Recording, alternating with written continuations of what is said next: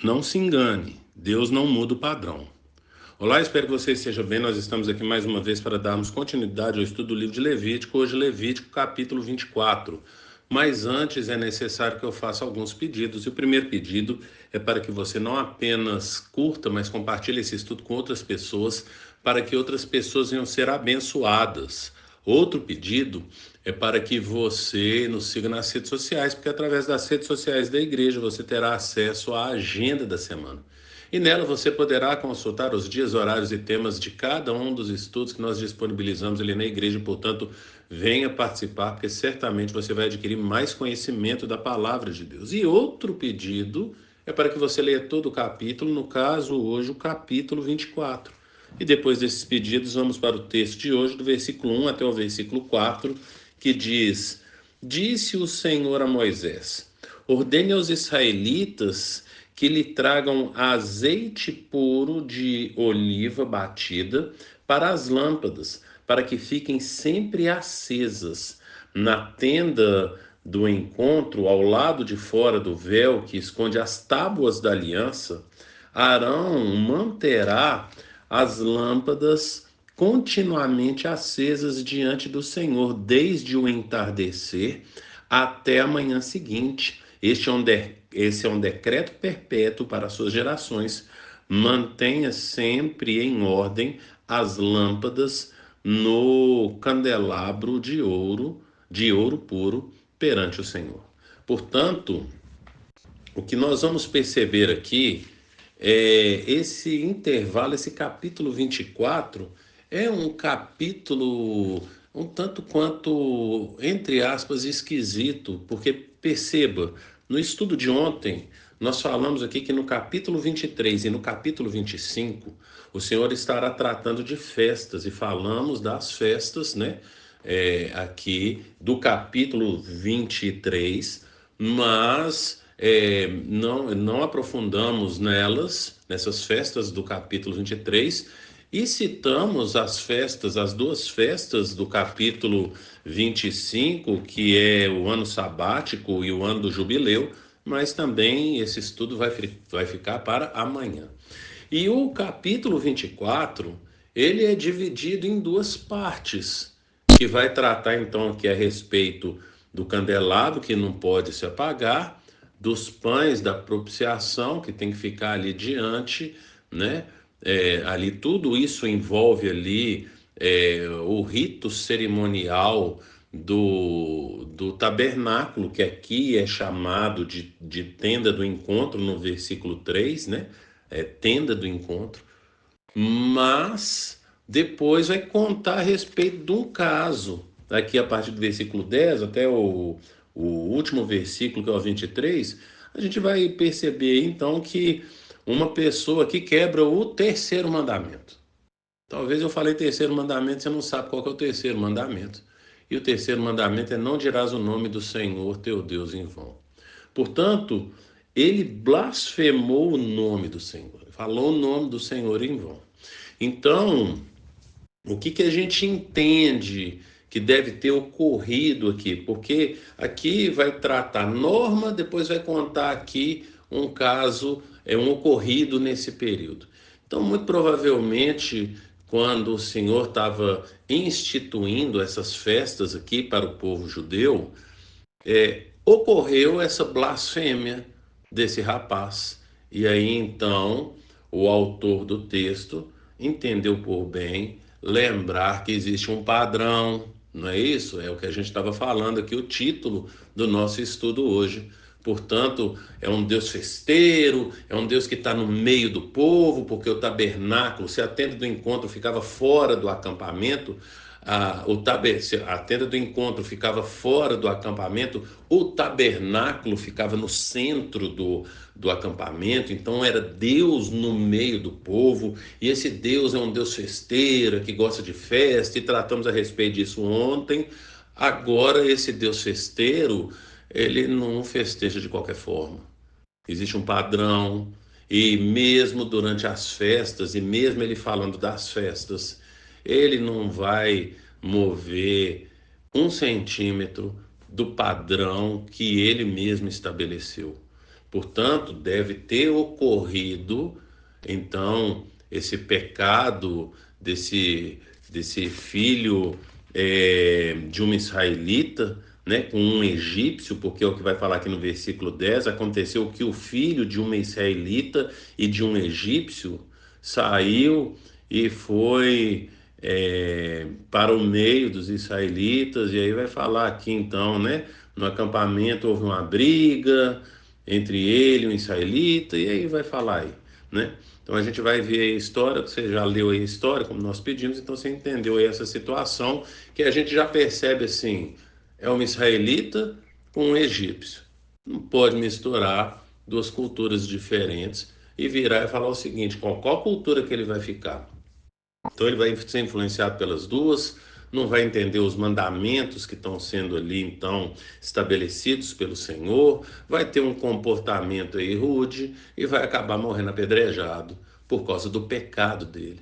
Então, ele quebra o terceiro mandamento, e como nós já falamos lá, quando estudamos os mandamentos lá atrás, desde o capítulo 20, falamos então, abordamos, nós não entramos nos mandamentos, mas falamos então ali a respeito dos mandamentos que geram a morte, né? Paulo vai falar lá em 2 Coríntios, capítulo 3, versículo 6, que a lei que foi escrita na pedra, na verdade, então ele está falando ali a respeito de que a letra mata, né?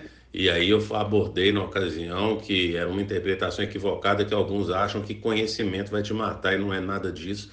Basta ver o versículo 7, lá de 2 Coríntios capítulo 3, que vai falar a respeito dessa lei que foi escrita em pedra, que é essa aqui dos 10 mandamentos. Então quebrou o mandamento, morre apedrejado. Nós vimos aqui então a quebra do terceiro mandamento e a pessoa morrendo. E Deus tem o padrão dele e ele não mistura. E perceba que o que o texto aqui vai começar falando, que é o que nós estamos estudando, é a respeito de que, olha, tem algo que fica do lado de fora do véu e outra coisa que fica do lado de dentro do véu.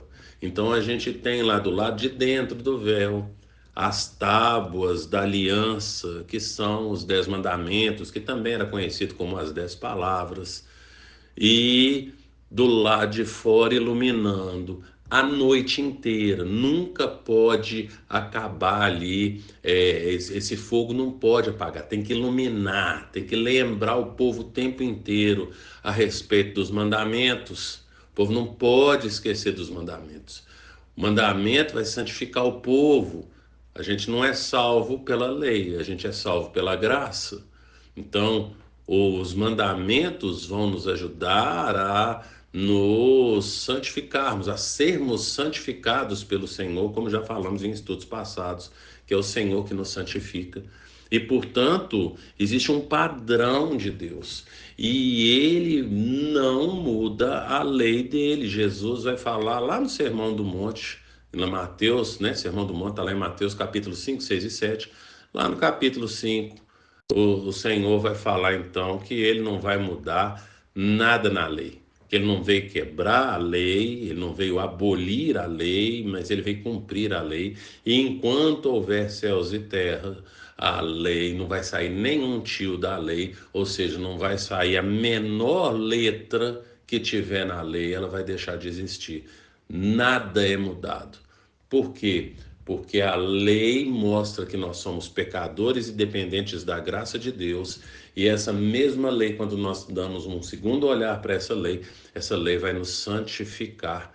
Então nós vamos procurar cumprir, não para sermos salvos, mas por gratidão, porque Deus nos salvou sem nós fazermos nada, e Jesus Cristo fazendo tudo. Isso é o Evangelho, que está lá em Colossenses capítulo 1, versículo 21, 22, 23. Então o versículo 22 vai falar a respeito do sacrifício de Jesus, que é o corpo dele, é por causa do corpo dele, lá na cruz do Calvário, que ele, Jesus, nos apresenta diante do Pai, santos, inculpáveis, livres de qualquer acusação. Portanto, o sacrifício dele é completo. O sacrifício dele, então, ele não necessita de nenhum acréscimo, não tem como a gente acrescentar nada. Ele é suficiente para nos salvar. Então a gente entende isso aí. O que acontece é que, lembre-se, Colossenses capítulo 1, versículo 21. Então nós éramos inimigos de Deus por causa da forma como a gente pensava e agia. Então Jesus entra na nossa história e nós não podemos continuar pensando e agindo da mesma forma. E, portanto, o texto vai apontar que, então, o tempo inteiro, nessa parte que nós escolhemos aqui, nesses 4 primeiros versículos, mostrando que, apesar das festas, Deus muda o padrão. Ele não vai mudar o padrão. Nós temos que nos adequar ao padrão dele, festejarmos com ele, mas nos sujeitarmos ao padrão dele. E para isso, eu quero compartilhar aqui duas partes da primeira epístola de João. Então, 1 João, capítulo 1, eu quero ler aqui do versículo ao 6 e depois eu vou pular lá para o capítulo 5, que fala assim, então, capítulo 1, 1 João 1, do 5 ao 7, fala: esta é a mensagem que dele ouvimos de Jesus, e transmitimos a vocês. Deus é luz, nele não há treva alguma. Se afirmamos que temos comunhão com ele, mas andamos nas trevas, mentimos e não praticamos a verdade. Se, porém, andarmos na luz, como ele está na luz, temos comunhão uns com os outros, e o sangue de Jesus, seu Filho, nos purifica de todo o pecado. E lá no capítulo 5, o último capítulo, os versículos finais, a partir do versículo 18, vai falar assim: sabemos que todo aquele que é nascido de Deus não está no pecado.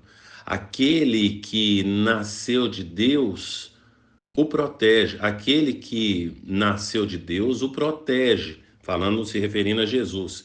E o maligno não o atinge. Sabemos que somos de Deus e que o mundo todo está sob o poder do maligno. Sabemos também que o Filho de Deus veio e nos deu entendimento para que conheçamos aquele que é o verdadeiro.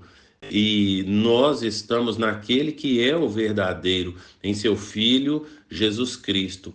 Esse é o verdadeiro Deus e a vida eterna. Portanto, nós precisamos andar na luz como ele na luz está, e nós precisamos saber que nas trevas, maligno, então comportamento, nós não pecamos, nós buscamos essa vida de santidade. Então, a gente vai compreender a respeito desse padrão de Deus. Deus tem um padrão, somos pecadores. Lembre-se que lá no Evangelho de João, capítulo 13, deixa eu abrir aqui rapidinho aqui, Evangelho de João, é muito importante eu falar aqui a respeito do Evangelho de João, lá no capítulo 13, lá no versículo 10. Então, Evangelho de João, capítulo 13, versículo 10, fala assim: respondeu Jesus: quem já se banhou precisa apenas lavar os pés. Todo o seu corpo está limpo. Vocês estão limpos, mas nem todos. Pois ele sabia quem iria traí-lo e por isso disse que nem todos estavam limpos. Nós somos lavados pelo sangue de Jesus. Então, enquanto estamos andando nesse mundo, nós estamos limpos, porém precisamos lavar os pés. De vez em quando a gente peca, a gente não vive no pecado.